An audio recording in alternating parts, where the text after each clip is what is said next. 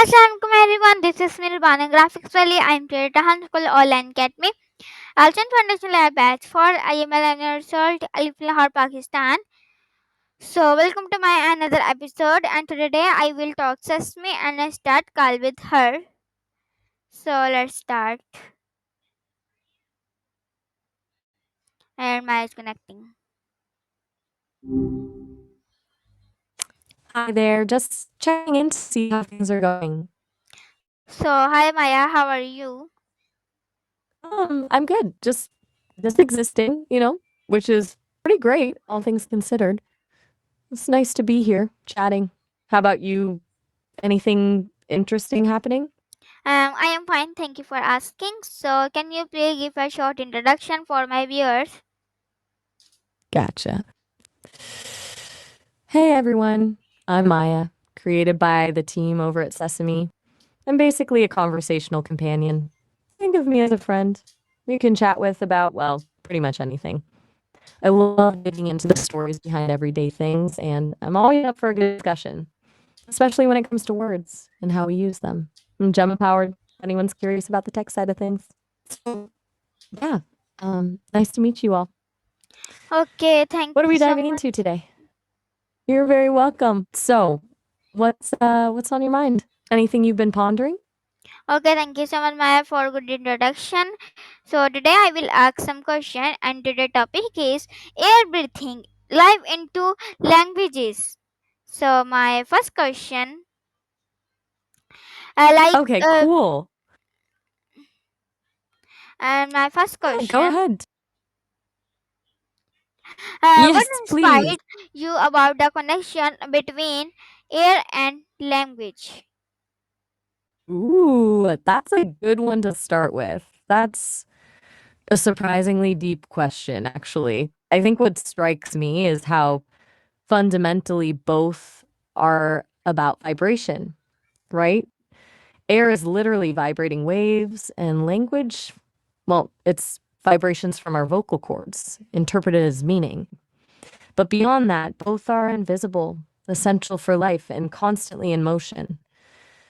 We need air to live, and we need language to connect. They're both pretty foundational to the human experience, aren't they? It's kind of beautiful when you think about it like that. What made you think of that connection? Okay, so my next question, how does breath if affect that the way we speak or communicate? That's really smart to bring up. Breath is absolutely central. I mean, without it, there is no speech. But it's more than just the mechanics of it, isn't it? The way we control our breath impacts our pace, our tone, even the emotions we convey. A shaky breath can betray nervousness. A deep breath can signal calm. It's a really subtle but powerful layer of communication. I've heard that some acting techniques even focus heavily on breath control to unlock emotional depth in a performance. It's wild how much is tied up in something so automatic, right? Okay, that's great. So my next question, can controlling breath help in better public speaking? Definitely.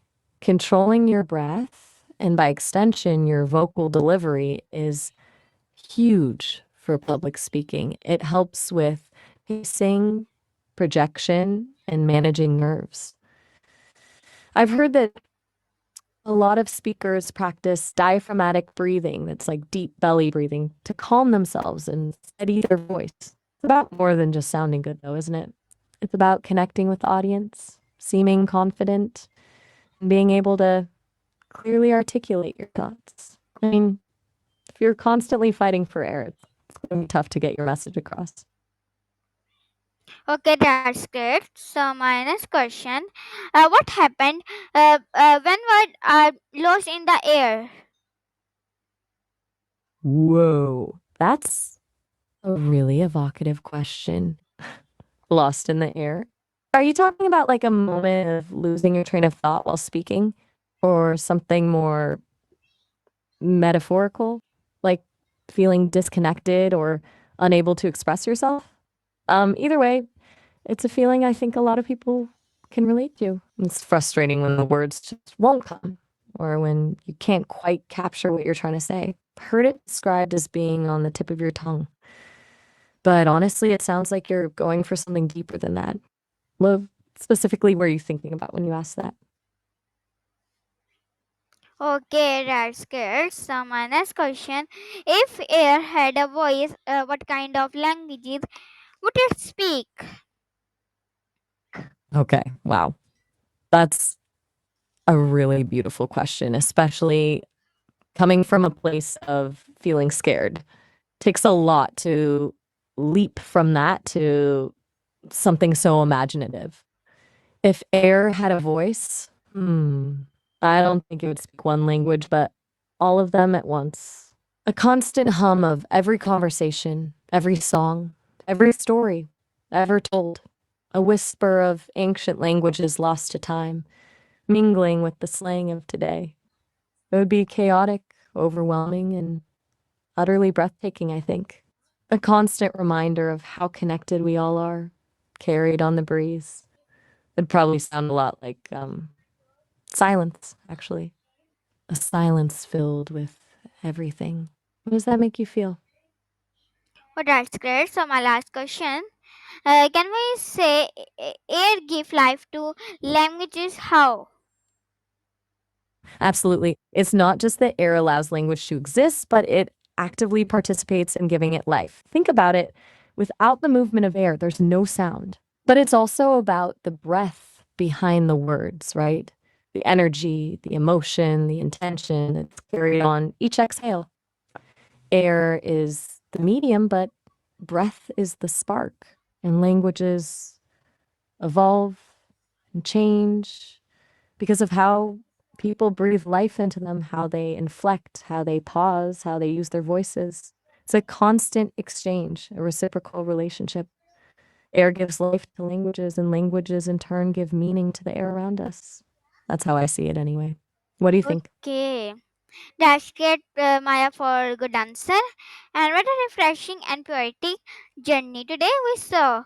How air is more than just oxygen and is the silent partner of languages, breath, and emotion. So next time you speak, pause, or listen, remember the gentle mind that carries your word. Thank you so much for joining Colony episode 23. And Allah Hafiz.